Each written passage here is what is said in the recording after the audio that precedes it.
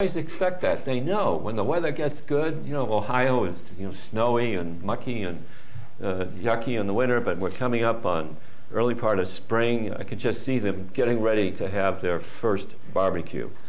And in such a small town as Orville, Ohio, they're going to be able to talk about it to themselves. Now, the culture defines what a new employee needs to learn to become an accepted member. Now, this is the connection between Module 6 and Module 7. In Module 6, we're going to learn about organizational culture. In Module 7, you get organizational socialization, which is the process by which you learn the culture of the organization. And it is an inescapable and powerful process that affects all of us. Then lastly, all human systems that have endured for some time and that has a shared history will develop a culture. All right, pitching it to you folks and your organizations. Can you, with this limited information, describe any values that are important in your employing organization? They are there unquestionably. And you're going to do a culture diagnosis as the E exercise, so you're going to have to learn this stuff. Can't see anything? Yes, sir. Being polite and courteous to every customer that walks in the door. Being polite and courteous, and you are a retail sales. And is that talked about in your company at all? Definitely. Reinforce that everybody that walks in the door is greeted by somebody. And everybody that buys a bike or makes a large purchase is thanked on the way out the door by pretty much every employee while they're in the shop that day. So. All right. Is that written down anywhere? Yes. And what is it written on? It's just a part of our job description. Part of the job description? Yeah. Is there any display publicly of the organization's values, like in a plaque or framed? No? I'm just curious. We received a couple of awards for customer satisfaction, which we have displayed in a certain area, but you know, it's up on the wall in the showroom. Is it in a public area? Mm-hmm. Yeah. Okay, so people can see it. Yep, sorry. Okay, others. Every one of you who is currently employed or employed in the past has exactly the same thing. Please, an example. Yes? I'm sorry, I don't know your name. Yeah. Okay. Same thing, like when I used to work at Arrow, and we had to greet everyone with a smile, you know, had to pitch, which means like we told them to sell, like this is a good product to buy. Usually we always have to promote the new products too, and we have to always say bye, even if they didn't buy anything, we have to say bye, come again, like that. Very good. One more example. Stretch out. Yes, ma'am. Quality. As a value? I work at a dance studio, and there are certain things that when you buy like a certain number of privates, you essentially sign a contract with us, and we promise quality in the movements, like that we're going to teach you right, you know? And if for whatever reason in your certain number of privates we don't teach you everything we promised, then we'll continue to teach you for free. Is that based on a complaint from the student?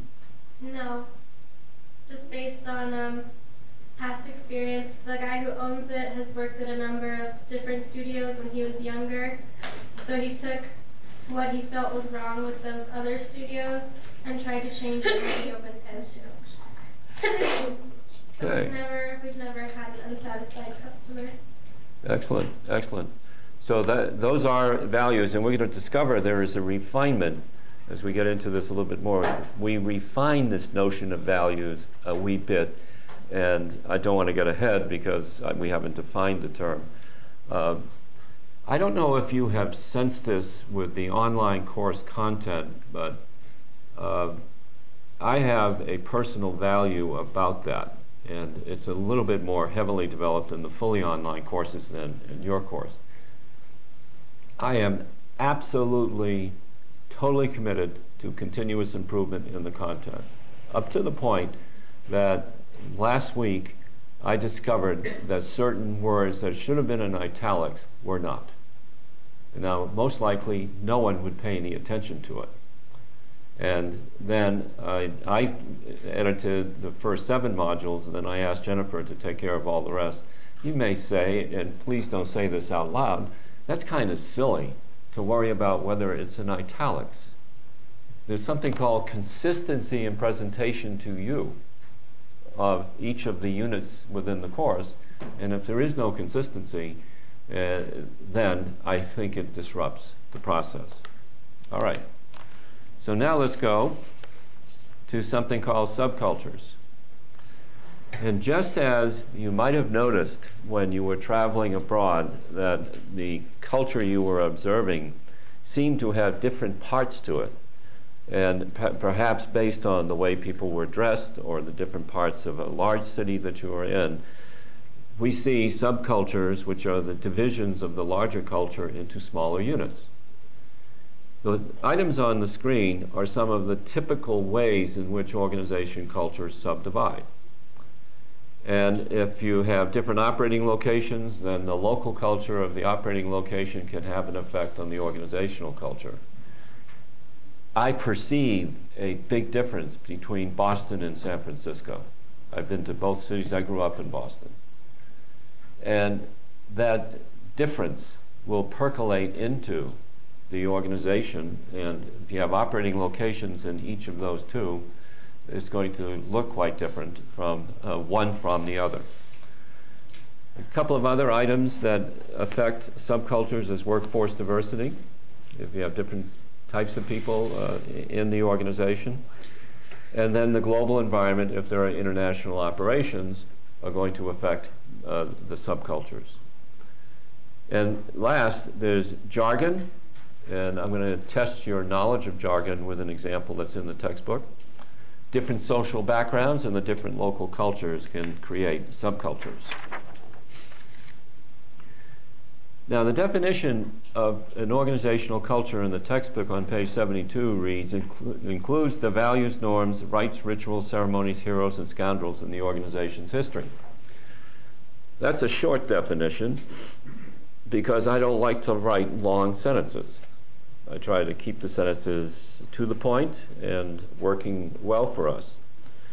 What we have on the screen is a definition that comes from John Van Manen, who was a professor at MIT, and he was in graduate school 2 years ahead of me, and we were friends. And he's an excellent writer, and he wrote this as a single sentence, and there's an ellipses here, which means I've removed some words. And I don't remember how long the original one is. I'd have to go back to the source. But let's take a look at what it says and see whether this is real in terms of organizations with which you're familiar. Any organization culture consists broadly of long-standing rules of thumb, a somewhat special language that's like jargon, an ideology that helps edit a member's everyday experience. Ideology, values, edit means filter. And we're going to see that's exactly what happens.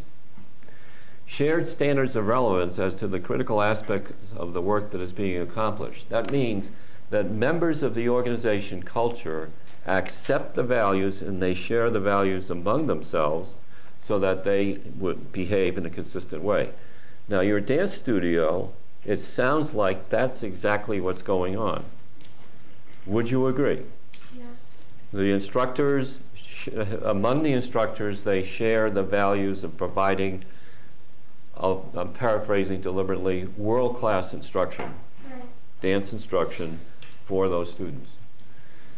Now, the sharing means that we get some uniformity in organizational cultures, which is nice to have in carrying out the activities of the organization. I want to skip forward. Models for social etiquette and demeanor. Certain customs and rituals suggestive of how members are to relate to a whole list of people. And some rather plain horse sense about what is right and smart behavior. I'm paraphrasing deliberately. But that captures what we mean by organizational culture.